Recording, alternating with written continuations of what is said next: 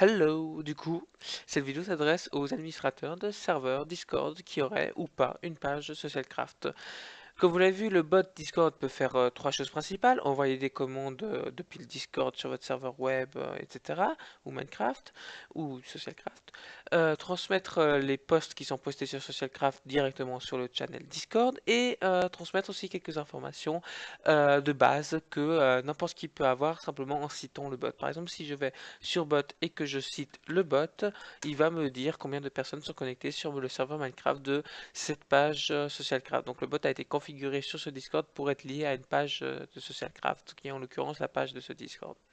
Évidemment, si vous avez plusieurs serveurs, il y a les serveurs, tous les serveurs qui s'affichent.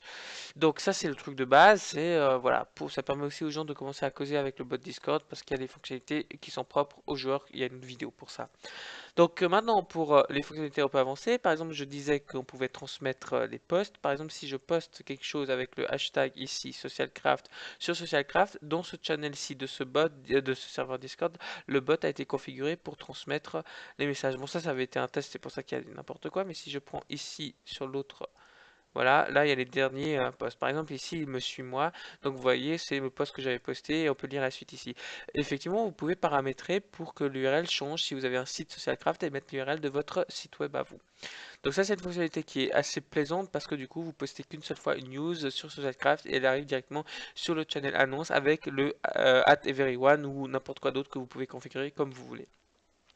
Finalement, la troisième possibilité que je disais tout à l'heure, c'est que par exemple, si je prends ici le channel bot de nouveau, je peux exécuter des commandes spécifiques. Par exemple, unban Microscraft. Je ne parle pas d'un unban Discord, mais d'un unban serveur Minecraft. C'est-à-dire que j'ai lié le serveur, le bot Discord, pardon, avec le serveur Minecraft pour exécuter une commande.